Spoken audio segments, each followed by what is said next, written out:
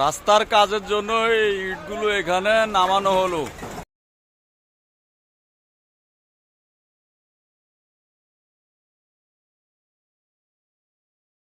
আর এই রাস্তাটি হচ্ছে কুমিল্লার নাঙ্গলকোট মকরবপুর মগুয়াপাড়ার রাস্তা আর কি, এবং কি মগুয়াপাড়া জামে মসজিদের পশ্চিম পাশ দিয়ে একেবারে চলে যায় পশ্চিম অঞ্চলে।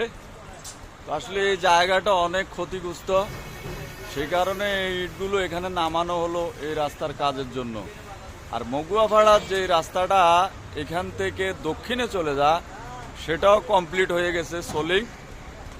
তো পরবর্তীতে হয়তো সোলিংয়ের পরে দিয়ে হয়তো ফিজ হওয়ার সম্ভাবনা রয়েছে, তবে বর্তমানে সোলিং করা হয়েছে। এখন মোটামুটি সাধারণ জনগণ চলাফেরার জন্য কিন্তু প্রস্তুত এই রাস্তা।